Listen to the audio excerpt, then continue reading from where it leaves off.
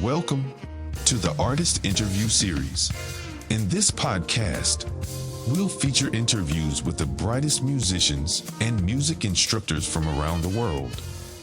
Our goal is to provide meaningful conversations and insights into their creative process, to discover the inspiration behind the music, and to learn from the experiences of these talented musicians. Our host today is William Crawford, a Lilly Theater Company drum instructor and assistant producer. So, let's jump right in and get to know this week's inspirational artist. Hello, everyone. Welcome to another artist interview.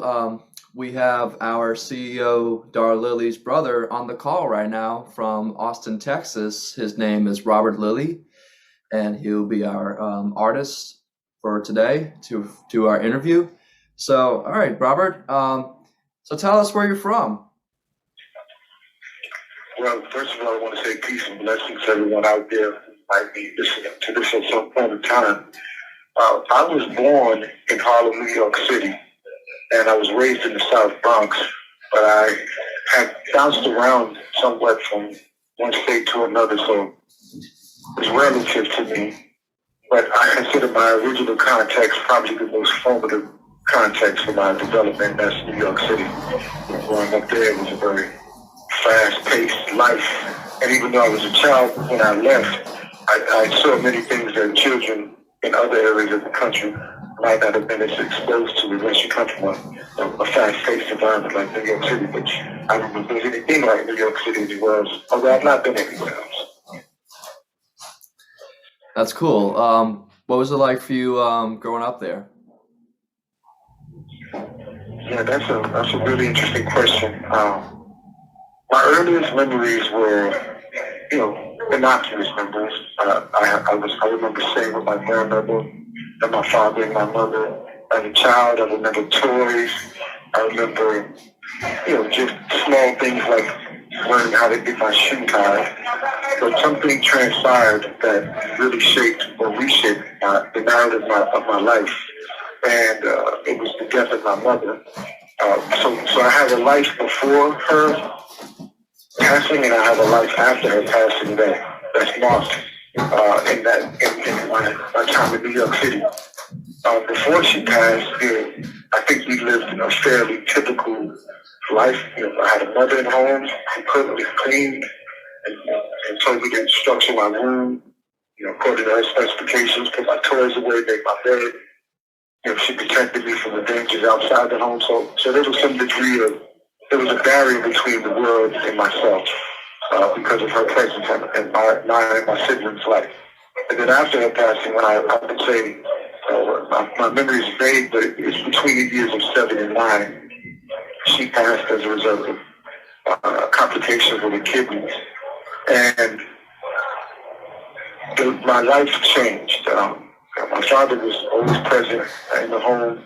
He was a hardworking man, and now he's got 4 siblings to care for and no spouse, no mate. So we went from living in a relatively comfortable 2-story home, brick home in East New York, which is the East South Bronx, and I had a backyard, I had a dog. Walked to school with my mother, that kind of thing. We went from living in an environment like that, mixed community, to living, we had to move because whatever the financial hardships that may have arisen, my father moved us to the South Bronx, and, this was a more blighted community. This was in the 1970s, and it was difficult. The word blight best captures, I think, what I saw. Dilapidated buildings, lots of drugs. Heroin was king of New York at the time. The schools were very disorganized. There was poverty. I didn't have a name for poverty, but what I now know in hindsight is that poverty was the prevailing nature of all of our existence in the South Bronx. And my family was definitely, in the throes of it. I can remember We lived in a building, and because of the drug use being so high in that community, copper pipes were taken from basements in the building, and we didn't have anybody watching over the building, superintendent. So somebody came and stole all of the copper pipes from it. We didn't have any water running through the building, so I had to literally walk outside the building with 2 buckets to a fire hydrant and fill the buckets with water to bring back upstairs to put on a camping grill, a propane camping grill, because we didn't have a stove, and we boiled our water to cook food and to wash. And now this is in a major industrialized city, a major metropolitan city, 1970, 73. That to me captures probably the epitome of what life became like for us after the passing of my mother. It was very unstable.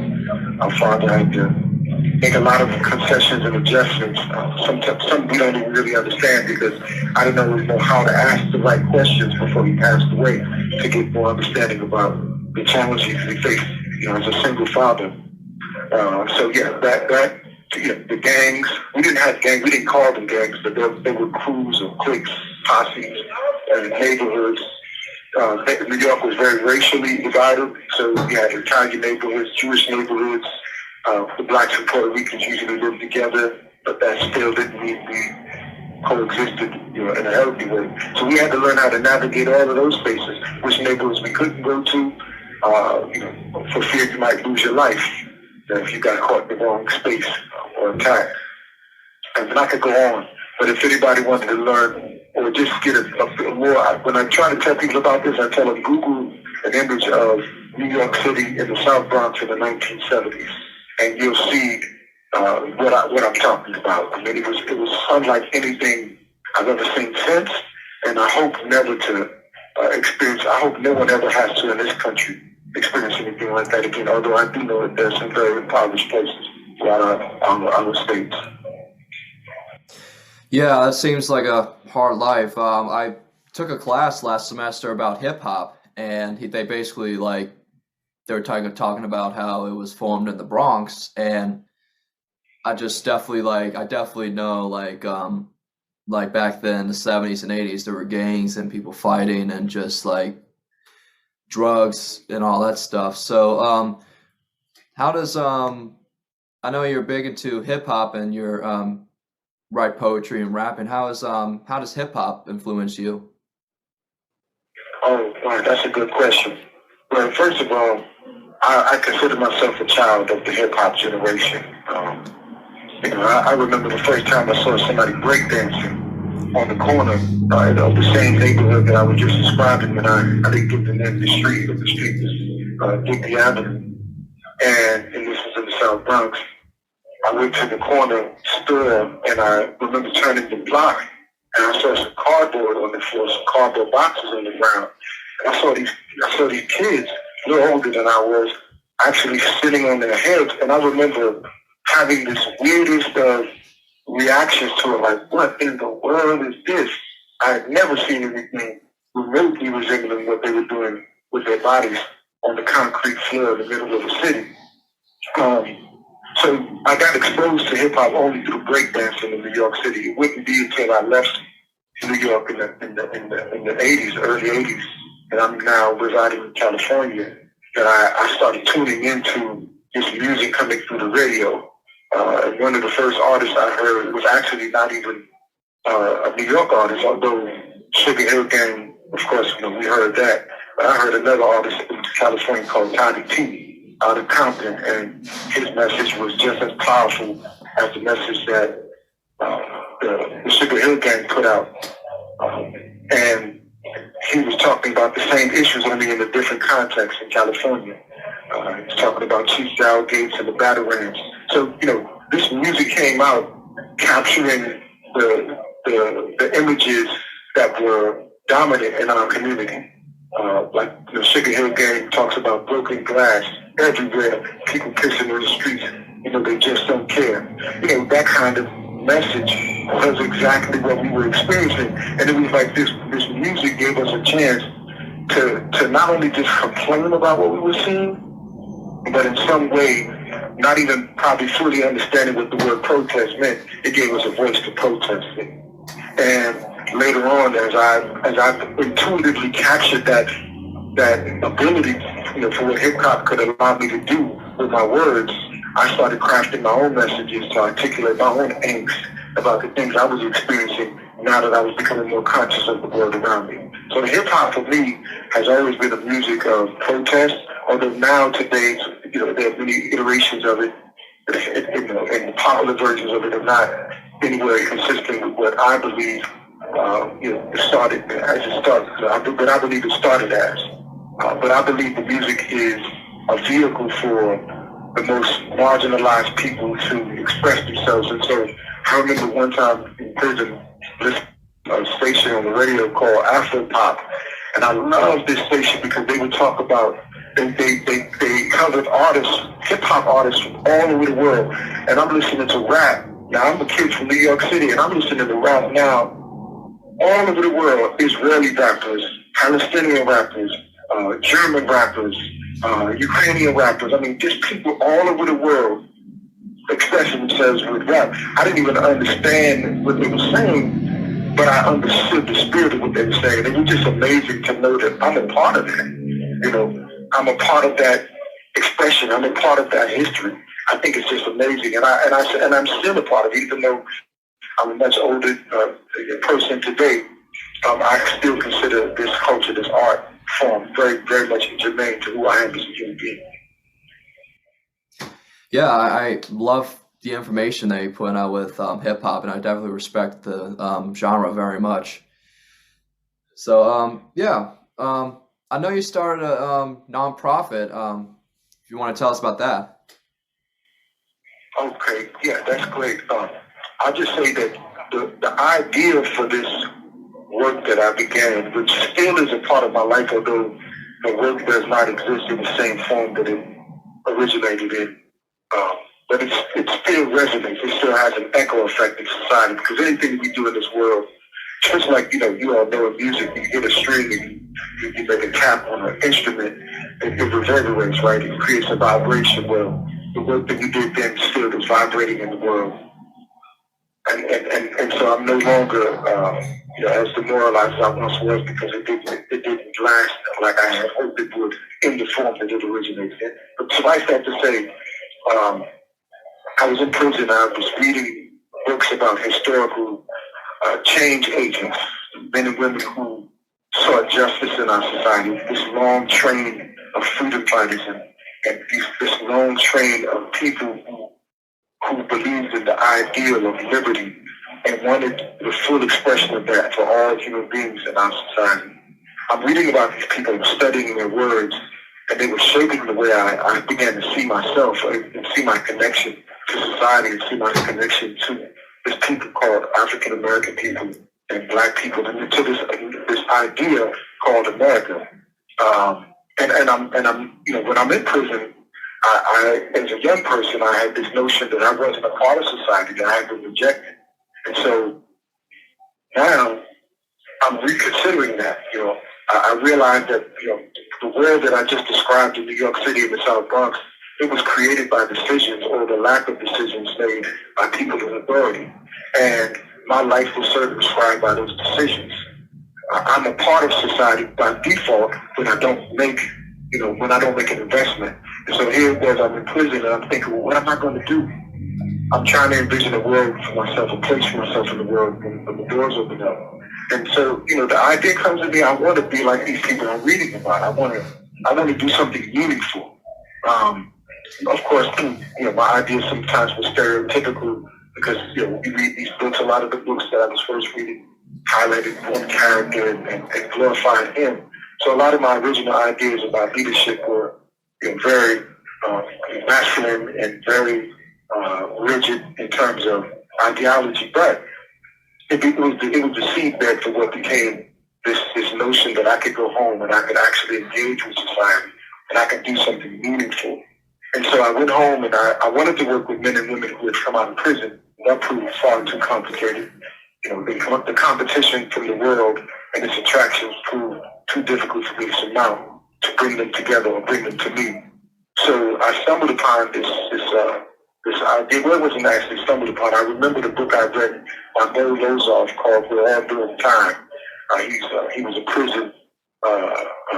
He was a yoga instructor. He taught yoga and meditation in prison, and he would write letters back and forth to prisoners. And one of those letters I read, talking to a man who was encouraging. He said, if you want to be something, find somebody who is the thing you want to be, get close to them, and they'll show you how to become that. And then he also encouraged us to get out of prison and volunteer. He said, you don't have to go get a job to do the thing, find an organization and volunteer. So I took that to heart when I got home. I saw this, I've been to the Boys and Girls Club, and I, met a person there, and I told them that I had a story that I'd like to tell to the kids. And once the people started hearing what I was saying to the young people, and the young people responded favorably, the word started getting around that there was this guy who had a story, and I kept getting phone calls, and one thing led to the next. I went to Lickman basketball. I went to the recreation center in one of the most impoverished areas of Abilene, Texas, where I was residing at the time. And it kind of just snowballed. And one day, I'm participating in an event, and I noticed that they had a gap in their services. I had learned about that while I was in school, this notion that sometimes organizations have gaps in what they're providing to the community. So I said that they were missing the girls because it was a basketball event, and they were missing girls underneath the age of 14 because you had to be over 14 to play. And all of those kids that weren't playing, they were engaged in behaviors that I thought were problematic. So I asked, hey, can I do something with these kids? And he said, have at it. So I just came to the rec center and sat down, and I found a couple of kids to talk to, had a good conversation. So it kind of started out as a rap session, just kind of vibing with each other. The next week I came back, I ordered a pizza. A couple more kids came over and enjoyed the conversation. But in all this, we use poetry, or we use music to engage them, so they enjoyed, seeing this older guy rap and talk to them about things that were important to them, and then to listen to them. And so that kind of built on it. That was the bedrock on which this whole idea of Disciple 360 Youth Peer Support Ministries grew out of. That we could learn that there's 360 degrees of knowledge and wisdom for life. That everybody was a teacher and everybody was a learner. So you, as a young person, could teach me something if I was humble enough to listen. And if you could be wise even in your youth and listen to me, you would learn something from me. And so we try to create an environment with that, using the concept of no judging, just loving, bringing people together to learn from one another, and hopefully to build a stronger community. Yeah, this is all very inspiring, and I'm glad you got to be inspired by all this things to start this nonprofit. So yeah, we're about to play one of your videos talking about grief. So if you want to tell us a little bit about it before we play it? Yeah, okay. I've already indicated that in my life I experienced some trauma with my mother passing. One thing I've learned since that time, I've learned a great deal about the idea of trauma.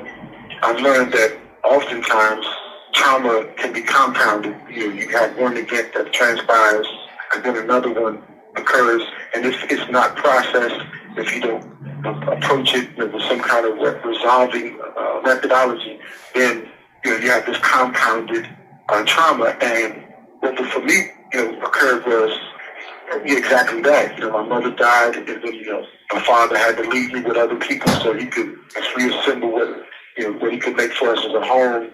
I'm experiencing negative interaction at school with the teachers, with the students. I'm living in a community with gun violence. And so like this is trauma on top of trauma on top of trauma. No one ever came to me and said, son, going back to just my mother, this is how you grieve.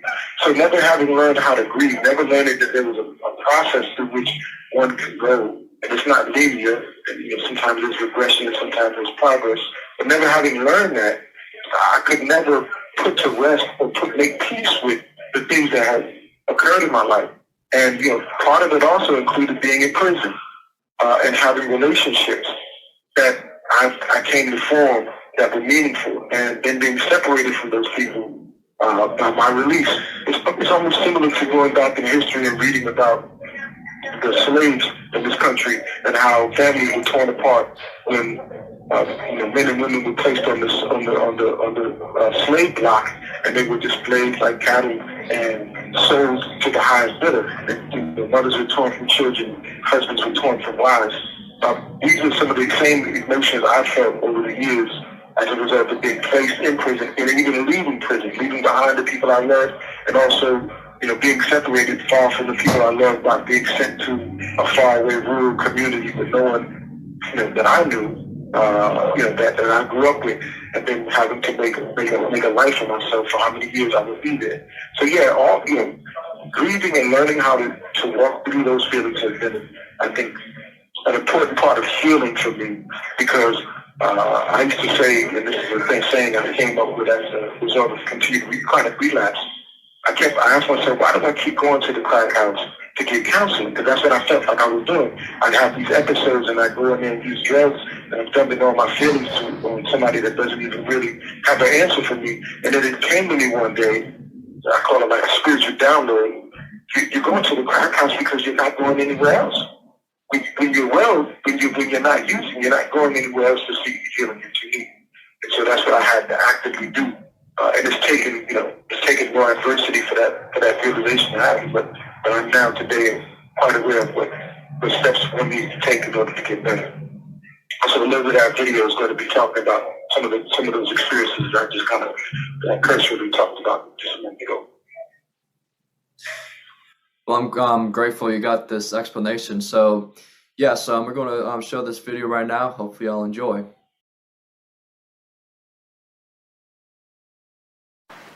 My name is Robert Lilly, but all my friends call me Brother Rob, and I emphasize the word brother because today that's all I'm seeking to do for another is be a brother. I've been asked today to talk about grief for this project, Tempered Steel, and it's the reflections of the formerly incarcerated persons. So the way I think I'm going to approach this is, initially when this was brought to my attention about grieving, one of the observations I made was, I've had emotions over the years after my release from incarceration, and I've now been home for 7 years, and approximately 17 years of my life have been spent inside some kind of institution. And so in the 7 years that I've been home, I've had emotions, but I didn't always have vocabulary to describe those emotions. And so I've heard about a thing called the grieving process, but I wasn't necessarily those were not thoughts that would come to my mind when I would have certain kinds of emotions that now I know are or were grieving. So when I was asked to do this project and I was responsible for giving the first example, one of the things that jumped into my mind off the top was the grief that I felt in two instances that I think both relate to the same issue. And that's friendships that I bonded with other men to form when I was incarcerated, men that became influences in my life in ways that my life has been radically transformed because of. These men, when it came time for me to leave from one facility and go to another, I remember gut-wrenchingly crying my heart out because I would miss them when I left them. These are men that I had learned to tell my darkest secrets to share my worst fears, to dream dreams that others probably would say were impossible to dream for someone like us. But these men and I, we shared that common belief in the impossibility of what our lives could amount to, provided we had the kind of supports outside prison. And so these men not only dreamt with me, but we found ways to be creative inside the institution to create an environment that reflected our desire to succeed after our release from incarceration. These men I would identify as leaders, but nonetheless, there were some that weren't leaders, and I still had for them the same kind of enthusiasm and passion and love and longing when I left them to return back to their association. That was the first instance. I had been in one facility at I was at Colorado City. I had been there for approximately 3 years. And there were 3 brothers at that facility, Albert Amir Parks, Johnny Hatton, and Eric Ladaro Hopkins. These three persons, along with myself, we formed an organization called the Universal Temple of Peace. And it was our intent to call young men away from and out of the gangs and into a more dignified way of becoming a man. Education was critical to what we were doing.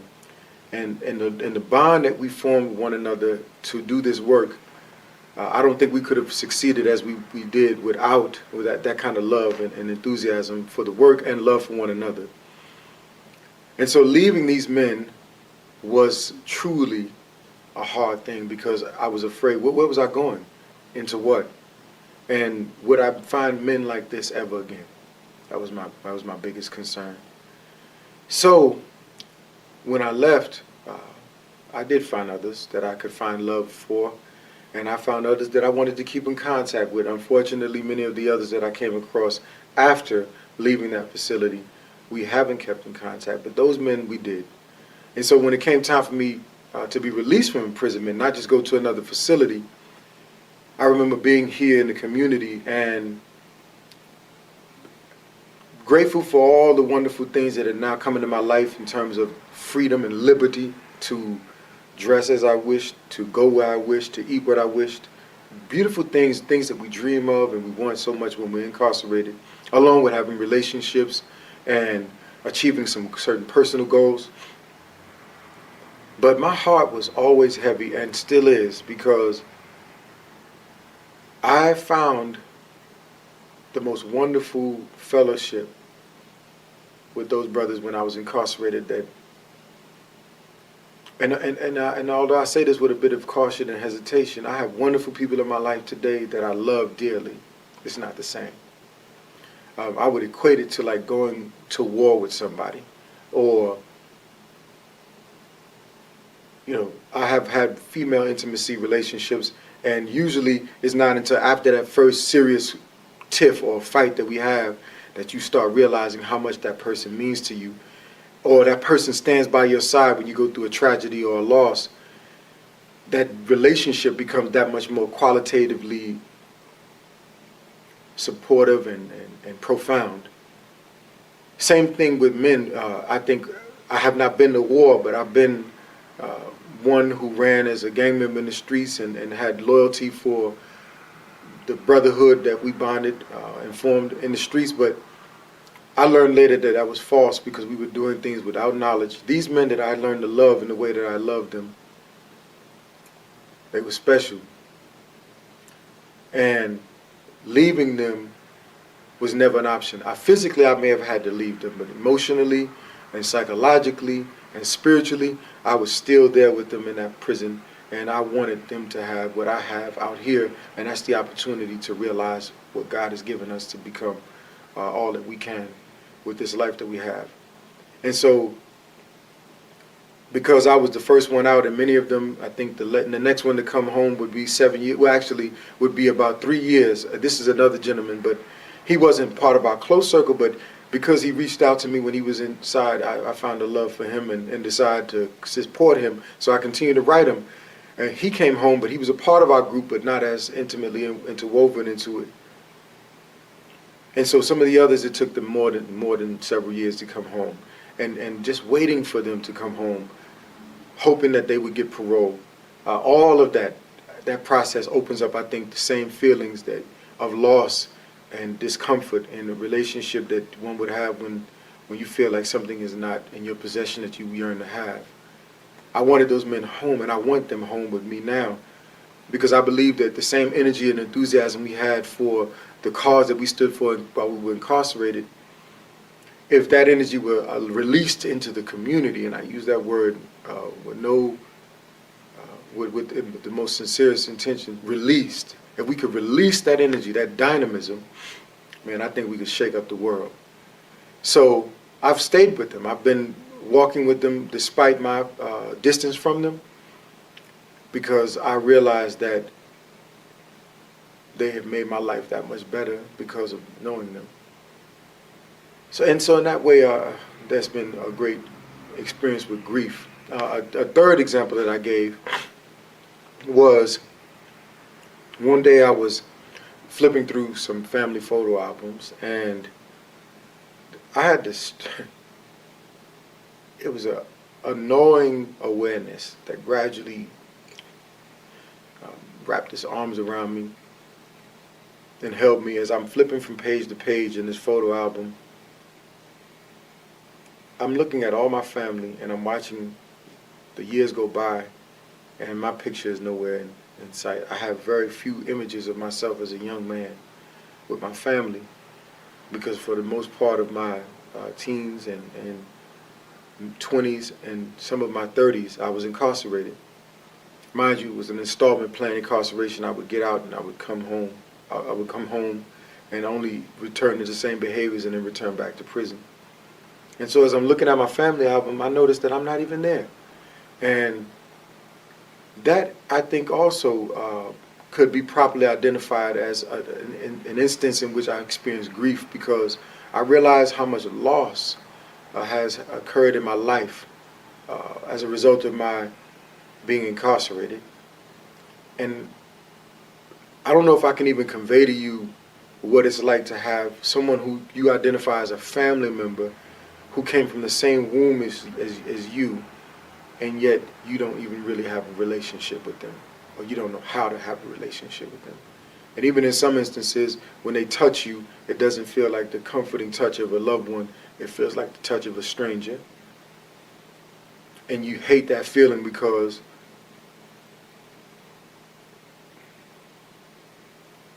you realize that so much time has been slipping away. So what I've learned about grieving is that there's stages in this process. I couldn't cite to you all of the stages right now, but I know that there's 5 stages. And as I recall reading about grieving, the last point that I think was important for me to say was, if I don't have a vocabulary to describe my emotions, I'm having an experience, but I don't understand what I'm experiencing. I don't think I'm empowered under those circumstances to make a difference in my own life, to change the way I feel so that life can feel better, more comfortable, and I can be more well-adjusted.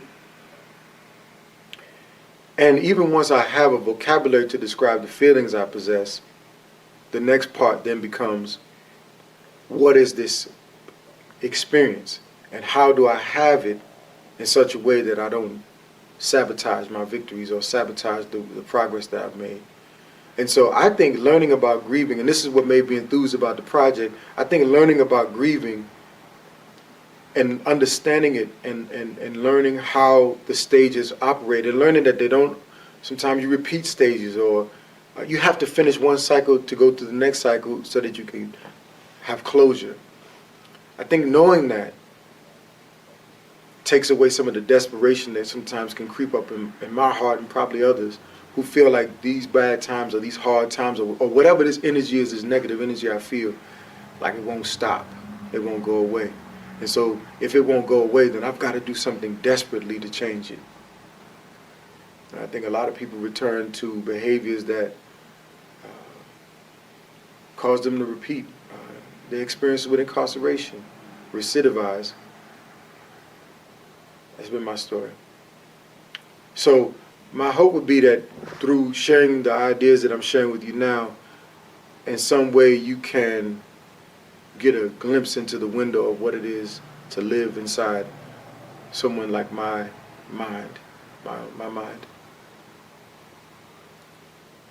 And I think that if you could just for a moment entertain some of the ideas I've shared, perhaps you may have more sympathy and empathy for people who lack the ability to share the words that I'm sharing with you, and can express ideas the way I'm blessed to be able to express my ideas. Because at the end of the day, I believe that what I'm doing now can be learned, but we have to have people to invest in us. And sometimes these mental and emotional instabilities, and somebody like my life, somebody that's a returning citizen or a formerly incarcerated person who's reentering community, those relationships, if he can't form them, he or she, their freedom is tenuous. So please heed these words and meditate upon them. And my prayers are that your mind is opened about what it is to be someone else that you're not, especially someone who's had to endure trauma. And I do believe being taken away from your home, sent someplace far away that you're unfamiliar with, forced to deal with people that you don't know for years at a time, no access to relatives because you're too far for them to travel, only communicating by phone if you can or by letter if they write, and then finding a new family and then being taken away from that family, not because you've done anything bad, but because something wonderful is happening, but you can't share it with them, how that might cause somebody to have grief. Yeah. When it comes to my grieving and dealing with that grief, I think I'm doing better at communicating my feelings with other people. I have a group of men in my life today who, they know my secrets. I realized that at some point that if I was going to ever fare well out here, I had to find men that I could identify with as I once identified with the men who I was incarcerated with. And it's been a process. But I now today have men who are genuine in my estimation. And so I rely on them, I trust them, and I share my thoughts with them. And that helps me cope. Even acknowledging that I have feelings and acknowledging that I need to work through these feelings, grief being one of those feelings, this I think is important as well. And then beyond that, there are times when I don't handle it so well, just to be quite candid with you, that I fall into despair and I find myself worrying and stressing. And it's those times when I'm most vulnerable to repeat the errors of my past, and those are dangerous times, those really are. But thankfully, I've been able to reach out even in those times to let somebody know, hey, I'm struggling. I'm not doing so good right now. And people have responded with love and compassion, and it's made things easier. And one of the most effective ways sometimes is just for me to distract myself through reading. And I love to read. And so reading a book about something that deals with the issue that I'm finding myself wrestling with, it increases my enthusiasm to want to change the issue or do something about it instead of just simply being impacted by it, being knocked off balance. And so those are the ways that I've been handling it. Redemption is an important idea to me personally because when I was incarcerated and I began to look at what my future could be. Well, let me back up. I remember back in the 90s, they were debating whether or not inmates should receive certain kinds of amenities, like access to the commissary or certain products on commissary, lifting weights. That these things were privileges that were making prison a soft place and were coddling criminals. And what was particular about the debate around this time was the language that they were using, the language that they were using to describe us. I remember vividly hearing talk about super predators. If we got access to weights, we'd be super predators. Or if we were given education, that we would be educated criminals. And that we didn't deserve this opportunity, that we were taking something away from the general population that we weren't entitled to because of the crimes we had committed. That language and that conversation, that dialogue really offended me because even though they didn't use the name Robert Lilly, I felt very much that I was included in that discourse because I was, in fact, a part of the population of the incarcerated. And so I started to formulate in my head a response to that.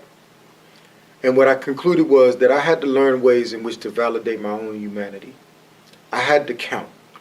That meant that I had to find the motivation to come to the table. Now, mind you, I'm incarcerated, so what table am I going to come to? There are no dignitaries entering into the prison. There are no committees or boards that interact with inmates. And so the way I began this journey was I began to teach other men in prison my thoughts, share my ideas. I would read this information and I would formulate my response in hopes that one day I would be before an audience and I'd be able to say the things that I was saying to them then, later, to others. And one of the terms that I clung to battle this dehumanizing discourse that was discounting our humanity, and I mean that in this sense. If you call us super predators or you call us animals or whatever negative language you use to depict us, and you call us and you say that what you're doing inside these facilities is corrections, that kind of discourse doesn't lend itself to the ideal of correcting someone. If you say that these institutions are designed to rehabilitate us, then identifying us as unworthy of resources that by their very nature make the potential for our lives that much more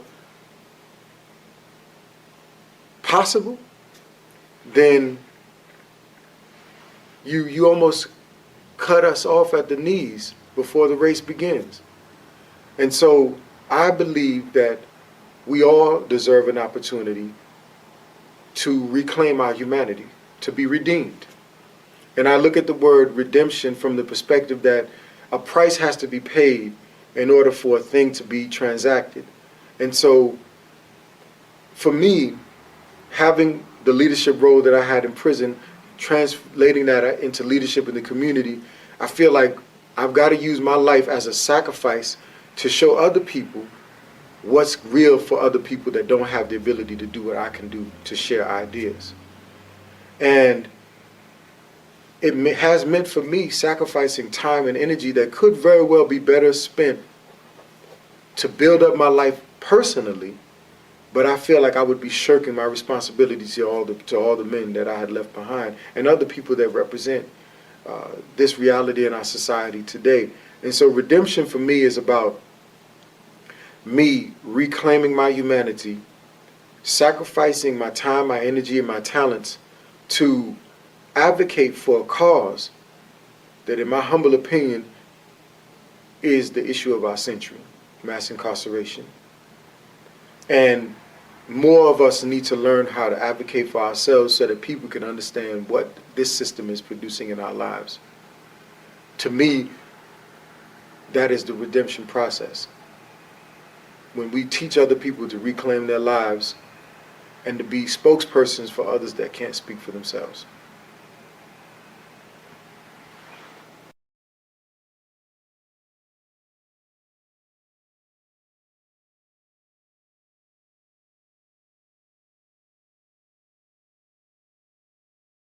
And we're back. Love the inspirations and the talking about grief and just everything about the video, and it's such an inspiring thing from someone like you that has went through this hard life and everything. So LTC Little Theater Company is about to have an opening night of We Are the Mass Incarceration play. What's your role in that play? Well, my sister, and I want to say again, peace and blessings to all of those that are out there.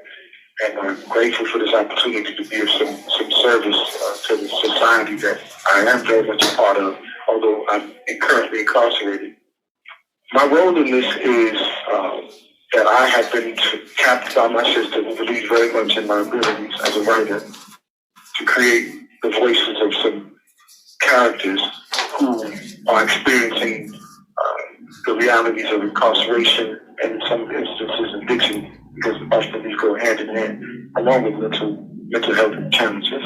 And so I've written a number of monologues to express some of the things that I'm seeing personally, some of the things that I've been through, and some of the things that I'm learning through my reading that are real to the reality of mass incarceration in the 21st century. And so we're just trying to create a voice that humanizes this experience and makes visible people that are oftentimes invisible. Yeah, I'm about to get a ticket to see this play, so I'll be flattered to come and see this play and really enjoy it. So what's your biggest lesson from 2022? my biggest lesson from 2022 is this, and actually it's been the lesson I've learned, incrementally going back to 2019, bringing it on into 22. I heard a gentleman once speak at a conference, and he said a lot of children today are not learning how to develop stick-to-itiveness. And that was a word that he kind of contrived, and he said that it was the idea of being able to stick with something even when it's difficult, to hold on even through a hard challenge and prevail.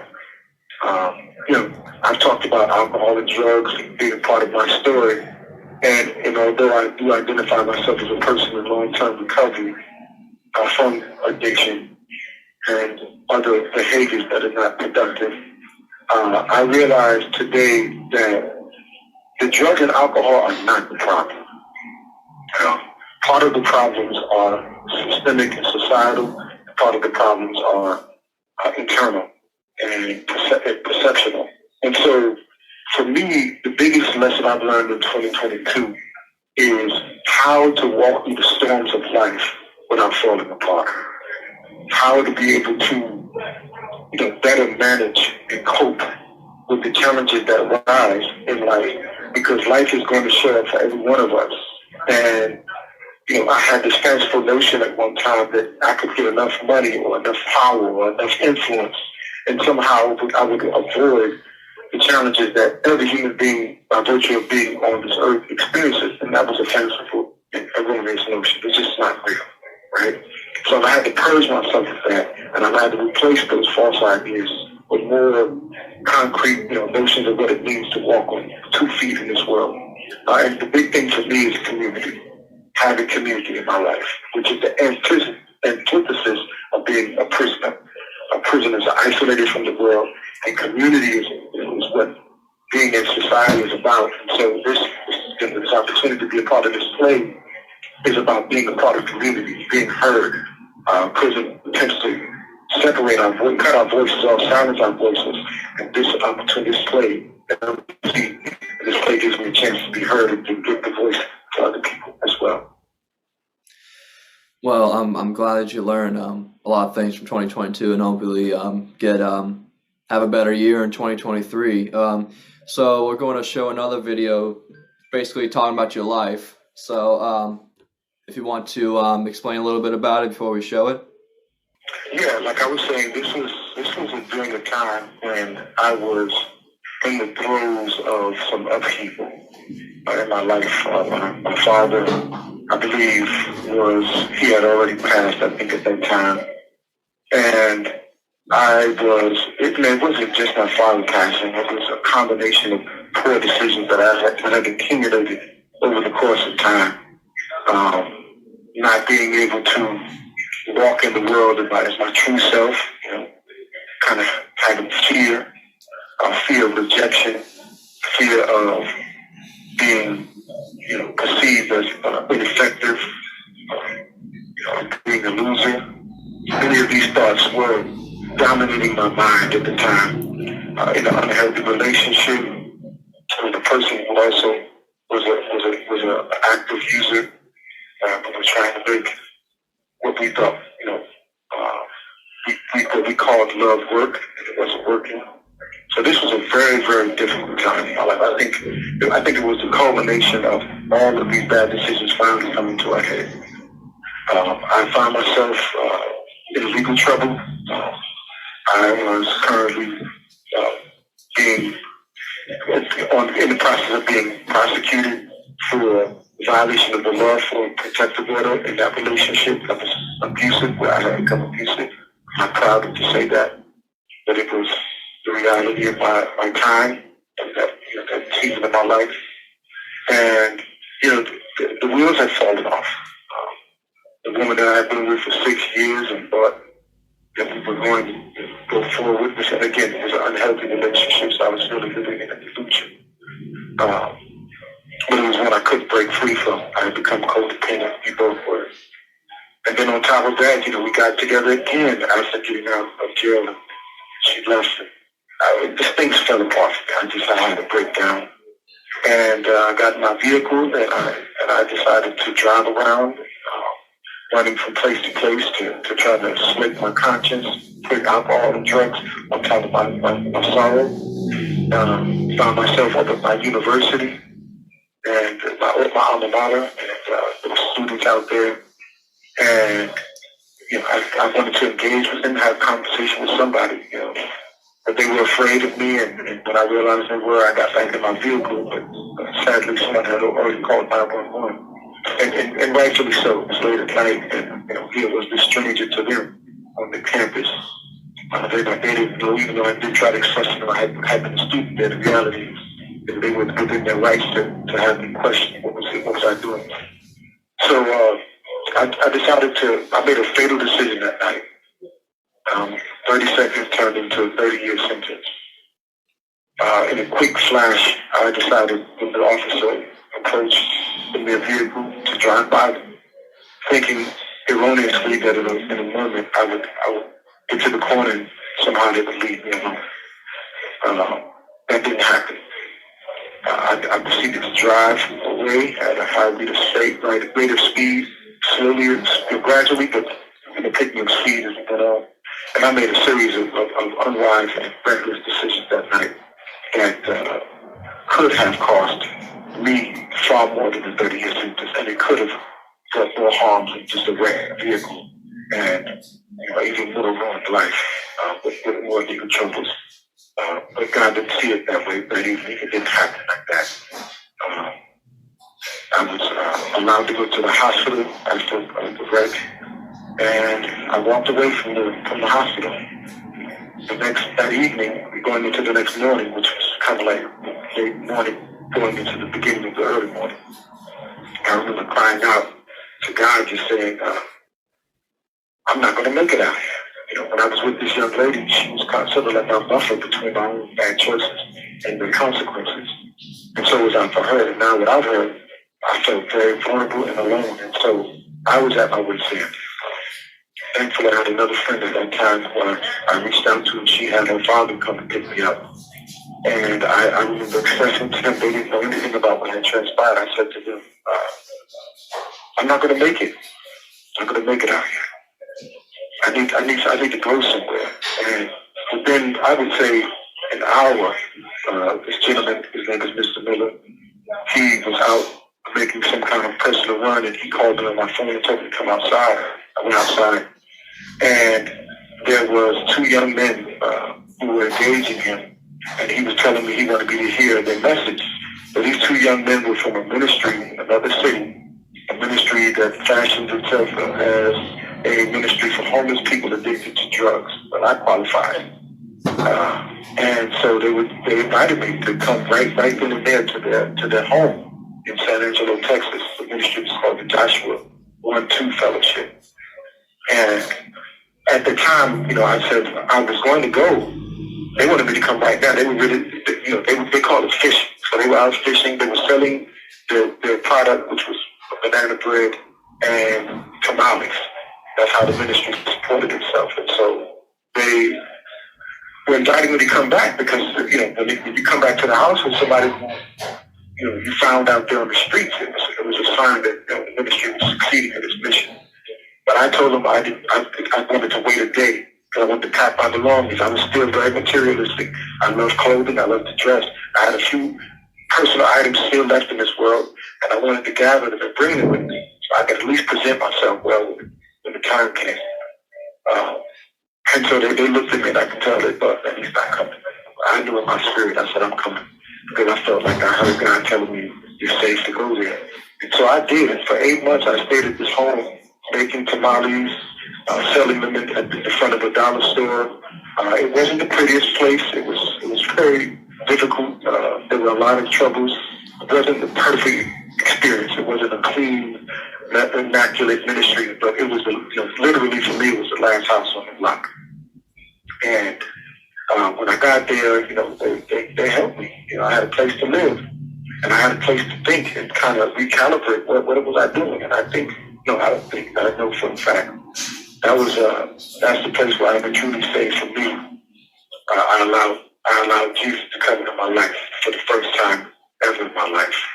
I had given lip service to the notion of being a leader, but in all actuality, I had never truly opened my spirit and said, okay, come on in. Like he's knocking on that door saying, come in.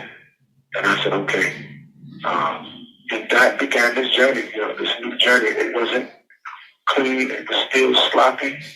I still made mistakes. And for the 8 months, I stayed sober, but I did relapse, which led to my next transition to another location. But that video was captured in that moment when I was excelling, and they saw favor. They showed me favor by letting me have many concessions. I was able to work and pay my bonds, which kept me out for as long as I did, so that I could assemble some degree of life before I had to be accountable for my actions. That's great information. We'll definitely great information for the video. So we're going to show the video right now, and we'll be back. Testimony, testimony, testimony, what? Testimony, testimony, testimony, what? I want to give Jesus Christ all the honor, all the glory, and all the praise for the salvation of my soul and for the forgiveness of all my many sins. My name is Robert Tyrone Lilly, and this is my testimony. I grew up in New York City of the 1970s. The Bronx, New York, was not a very good place to raise an innocent child. My earliest recollections are of extreme poverty, blight, filth, crime, and fear. You know something is wrong with your worldview when one of your most vivid memories is of desiring to own your first switchblade for protection. I was not a violent kid. In fact, I was quite smart, but the conditions under which I was born required of me a certain kind of movement driven by both fear and anger. I held those two emotions very close, like one would keep a true friend. The most devastating thing to shape these formative years was the death of my mother, Darcel Green. My father was her first lover, and with him she bore 4 children out of wedlock. I was the oldest. I had 2 brothers and 1 sister. My youngest brother is now deceased. He died from an overdose on crack cocaine in 2008. As a child, I was fortunate compared to many of the other children I would come into contact with after my mother died. We had a home, a dog, toys, adequate food, and other creature comforts. However, once she passed away, my father was forced to fend for us without the support of a live-at-home caretaker. This is where things began to come apart at the seams. We would have to move eventually from our home to an apartment in a much poorer side of the Bronx. My new environment became the seedbed for much of the later corruption that my life would be shaped by. Albeit, it would take many years before I would cave to the pressures of the impoverished lifestyle of the inner city. Like the rodents and the trash that was piled in our alleys, my anger at the loss of a parent and the lack of understanding as to why would build and cover me up, eating away at my heart until I became stubborn, bitter, and isolated as a child. It was in the year 1982 my father, after winning a settlement related to my mother's untimely death, decided to move us all from New York to California, Inglewood, California to be exact. Let's just say life on the West Coast was no better than on the East Coast. In time, I would couple my already rebellious nature with the street savvy spawned by my new peers. 2 young men, Crypto and Shermhead, both gang members, would disciple me into a life of gangbanging and drug dealing that would come to shape the next 25 years of my life. I started entering juvenile facilities almost from the very beginning of my arrival in LA. With every experience in jail and encounter with law enforcement, my anger with society grew. I began to hate anybody who challenged my desire to use drugs and escape into the shadows of this subculture that I had begun to cling to as my new and true family. I wanted no parts of a home that I felt alienated me from my past and a desire to simply make sense of what had happened to my mother. My father worked all the time, and my stepmother and siblings became my warden and guards. I felt like I was in a prison already. Their combined oppression was enough to drive me into the streets, and that is what I would do every time I had to face their aggression. I ran away and ran away and ran away. Running became my all-in-all solution, my panacea. And if I could not literally run away, then the next best alternative would be to run emotionally. That is where drugs and sex would come in. 1984 through 1989, the crack years. I was 14 years old when my stepbrother Douglas first introduced me to crack cocaine, and it would alter my destiny. The first time I took a hit, I felt like all my problems had been removed, gone away. There was, however, one slight matter that complicated this solution. The feeling went away too quickly. I had to keep getting crack in order to stay happy or feel better. Crack cost money, and at 14, the only way I was going to get money to feed this habit was to sell it or steal. Stealing was my first option. Both means of supplying my demand led to multiple arrests and eventual imprisonment. It would be in a youth prison that I would learn of the religion of Al-Islam, or the lifestyle of the Muslims, being a young, confused young man. Having never really been trained or raised to value Christianity, I was a prime candidate for the angry message of the black Muslims who saw white society as the bedrock of the problems black people, like me and my family, have been crippled by. I dove into learning this message and became a fairly competent advocate of it. As a student of Islam, I would have to take a position against Christianity, and that was easy to do. I felt little connection to Jesus as a savior, and for that matter, even less to him as a God. The combination of historical depictions of white abuse of the gospel as a tool for black dominance further enraged me and prejudiced me against reading or studying a book that had been misused to validate the abuses of slavery. It would take years for me to circumnavigate, to get around the vast space between that position and where I am today as a believer in Jesus Christ as both my Savior and my God. But thank God I'm here. One thing about life is that we are always changing and growing. Change is inevitable. I am very much a work in progress. The main difference that separates today from yesterday is that I am now like the clay in the potter's hands. This is the message that came to Jeremiah from the Lord. Jeremiah, go down to the potter's house. I will give you my message there. So I went down to the potter's house and saw him working with clay at the wheel. He was making a pot from clay, but there was something wrong with the pot. So the potter used the clay to make another pot. With his hands, he shaped the pot the way he wanted it to be. Jeremiah 18, 1 through 4. In my past, I wanted to shape my life the way I best imagined it. I had all these plans that I would contrive while I was in prison, and I envisioned how I would make them come into reality upon my release. Ultimately, with each step I took under this mindset, the more the truth of the powerlessness of my life of myself over my life became glaringly clear. God is in control. My effort minus prayer is a recipe for pain, delay, and frustration. Today, I'm 47 years old now, and I have lived such a meandering life filled with one wrong choice after another.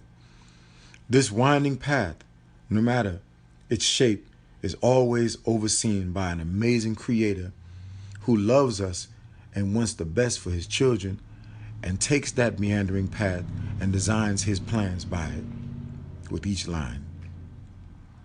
Jeremiah 29, 11 through 12. For I know the plans I have for you, declares the Lord. Plans for welfare and not for calamity, to give you a future and a hope. Then you will call upon me and come and pray to me, and I will listen to you. Jeremiah 29, 11 through 12. This inspires me today. God has been calling me for many years. Regrettably, I have taken a long time to answer the call. Nevertheless, there is still hope and a cause for joy. I believe in Jesus Christ as my Lord and Savior. Why? Because he has proven himself to me time after time. Today, after another bout with Satan, I am back on my feet, thank God, and life is looking up for me. I'm a resident here at the Joshua 1-2 Fellowship in San Angelo, Texas, where I have come into contact with the gospel as presented through the lived experiences of other men and women like myself. Men and women who have been ravished by sick decisions influenced by Satan through his tools, drugs and alcohol. And although these are the symptoms, their effects upon our lives have been devastating. God, through this ministry, has lifted the covering over my eyes that kept me from seeing and properly understanding the message of Jesus Christ. I have an entirely new faith vocabulary as a result of these new ears he has given me to hear. New words and ideas like spiritual warfare, sinful nature, agape love, pistis or trust for God have entered into my life to give me a deeper appreciation for the life-saving teachings of Jesus. I have a yearning to read the Bible, and it is no longer confusing to me. I have been freed from the bondage to chemicals, and he is cleansing me in so many other ways as well. My relationships have begun to be restored, and my family is being reinforced. I am employed and employable, and I just received word that I cleared a background check for another better paying job, one with benefits and an amazing schedule. I'm still going through the winds and storms that arose in my life prior to coming to San Angelo, but I walk with a confidence that is the outgrowth of a firm prayer life that I've learned here. I know today that drugs and alcohol do not change things. God does. May I close with the words that Jesus is the reason for everything that is good happening in my life today. And I thank him and I love him. And I'm so grateful for every wonderful opportunity he's given me to be restored back to my rightful place in his kingdom. In Jesus' name I pray. Amen. And we're back. A lot of great information from the video, and definitely like how you explained about how God is in your life. Definitely, he's only just a good thing for you. Just, I know you're going through a lot of hard times right now, but if you believe in him and believe that he's the Savior and everything, he is your Father, there you go. You'll have a way better life just by believing in him and stuff. If I may just, correct one element of what you said, I agree with everything you said, with the exception of one. I'm actually not going through hard times right now. Granted, I'm in prison, but in all actuality, I'm freer than I've ever been in my entire life. Because what I've learned in this moment is that freedom is not geographical. Freedom is not about the circumstances that I'm residing in. Freedom can't even come from man. Freedom is beyond this realm of things. It's inward.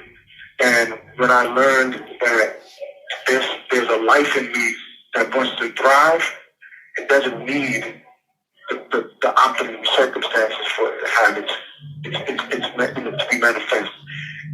I just need to surrender to it and let it flow. And so even in here, I have an abundant life. Yes, it is challenging, but what I've learned, like I said, my lesson in 2022, there's no place that I'm going to go and I'm not going to face challenges in this world. What I've got to learn how to do is I need to walk through them with dignity and respect. And that's what I've been failing at, because I didn't have that stick-to-it-iveness that I'm talking to you about, having learned from that speaker. So today, I'm learning how to see things with clearer eyes. And by doing that, I see, even in this moment, great promise and opportunity. This is where I've become more committed to my hopes for being a writer, an artist, a creator. So, this is something I've tried my hand at for years. I've written other pieces, I've written other prose and things of that nature, but I found a deeper level of my own voice here. And I don't say that because I want to redeem prison. I don't believe prison can be redeemed. But I believe that any circumstance that one finds a purpose and meaning for life, it can be transformed by that realization. Yeah, I definitely understand that. I'm glad you really think of it that way, and it'll really help in the long run. So how does it feel to come back home in April? Wow, that's a really fantastic question. Now, I'll just say this here. This may sound a little odd, but I do one day at a time. I get up, I have a routine. I'm very focused on the things that I do intentionally every single day. I have a study regimen. I wish I would be doing a few more push-ups, but that area I can improve in. But other than that, I have a discipline that I'm focused on every day that entails reading and studying and filling my time with positive interactions with the men around me. I'm actually in the programs that I'm currently residing in. I have a leadership role where I'm the orientation leader, so I'm responsible for expounding on the material that they give us as the solution to many of the challenges that we face, whether it be criminal thinking or whether it be addictive behavior. So I'm constantly absorbing this material and trying to articulate it to the men around me so that they can perhaps move from pre-contemplation to contemplation on that process of change. So yes, to say all that said, I'm busy. And by being busy, I really haven't had a lot of time to feel what I might be feeling, what people think I should feel at this time. I think I'm probably not going to feel that giddiness because I've been out of prison before, released from prison before.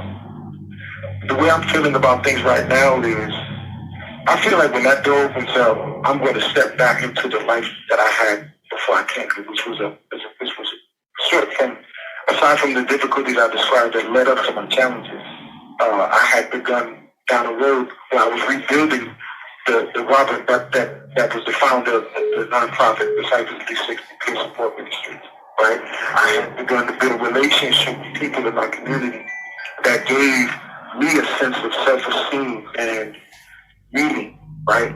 I was volunteering, I was helping people in my community. I came alive again, and so I've not stopped that since I've been here. So I feel like, you know what, I'm still alive. I'm going to walk out that door. I'm sure when I hug my people and the people that are going to be there for me on the other side, it'll be a different experience.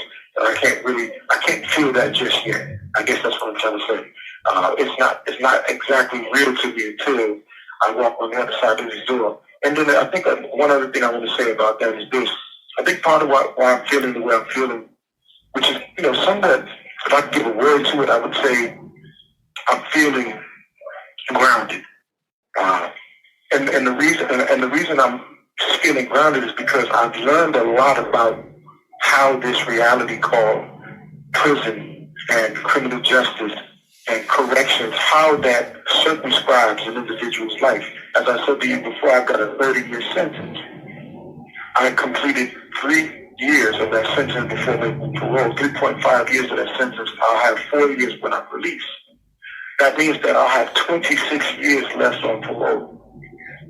And parole is not freedom in the sense of being a complete citizen in our society.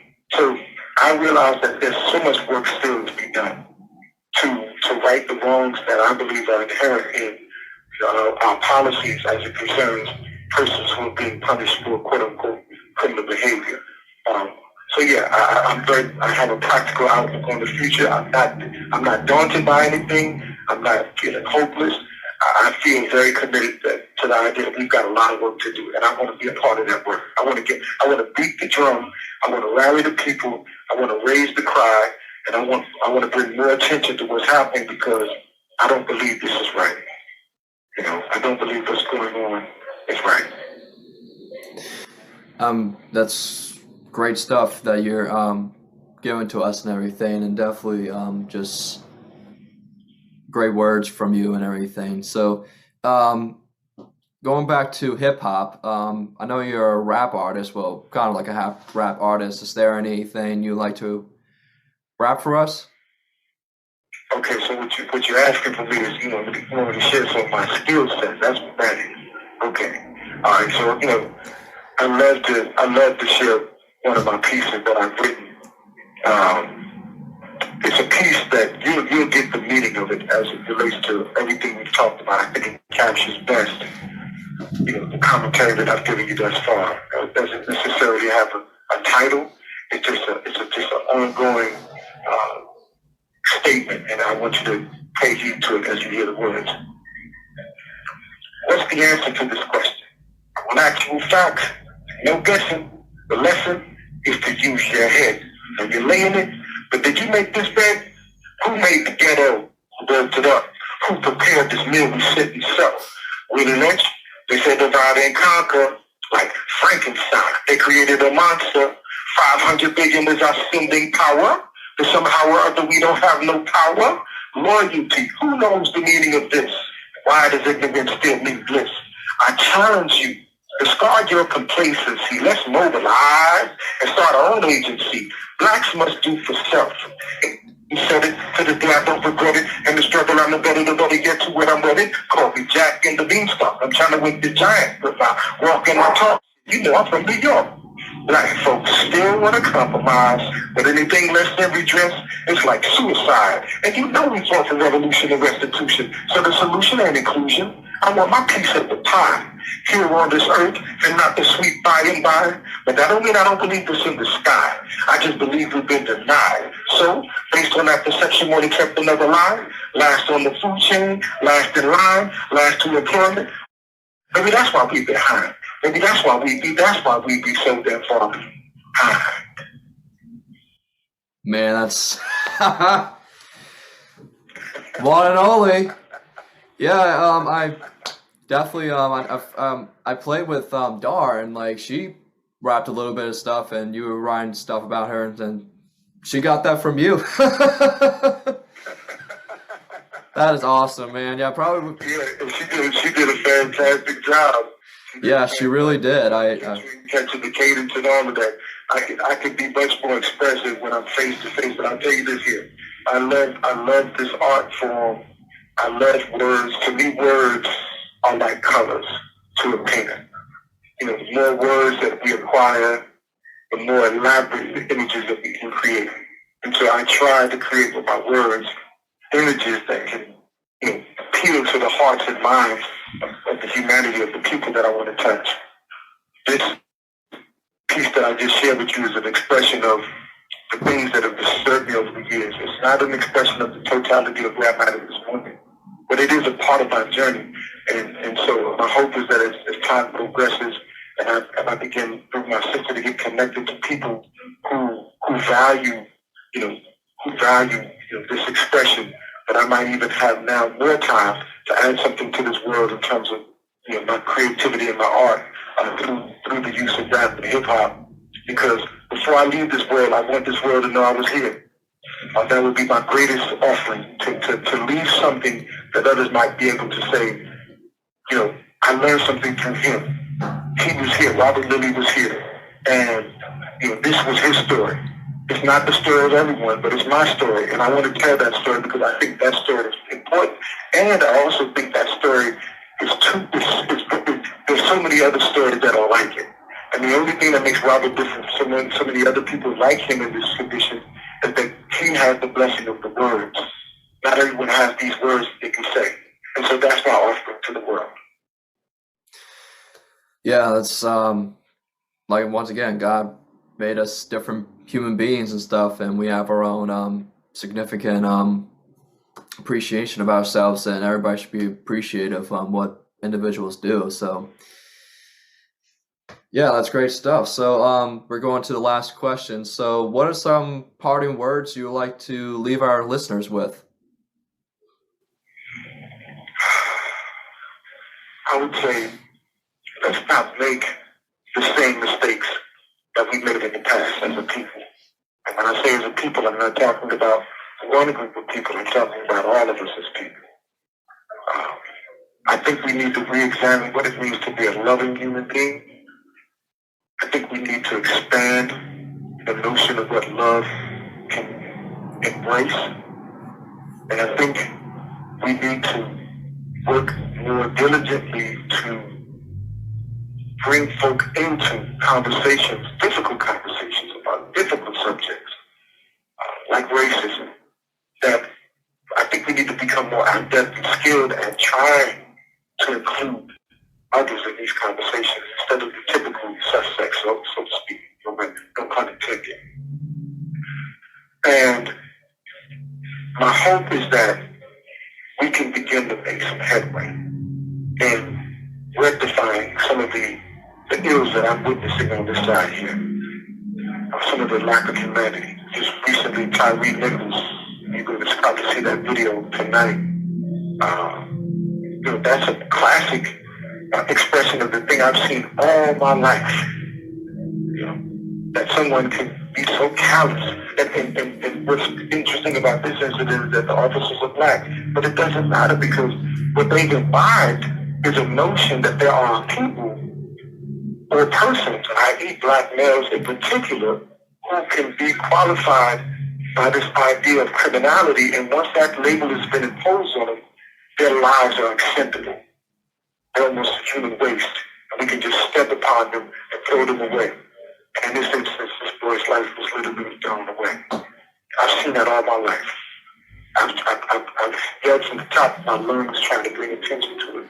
I'm not yelling in that way any longer, but I'm still trying to bring attention to it, because what's happening to me, that is but an expression. What's happening to me, that is just another expression of it. And so my prayer is that more folk would become invested in this cause and see the connectivity between their lives and our lives. Dr. Martin Luther King said that there's no one who can keep another down without staying down with them themselves, right? So we're all in this together, and I hope and pray that we can more and more grow in our common understanding of what challenges we face in the 21st century and work to undo that.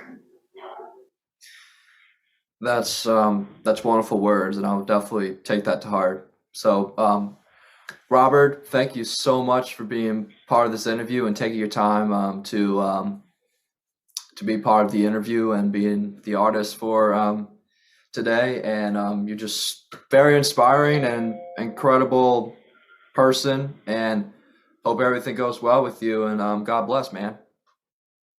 I'll say this in parting.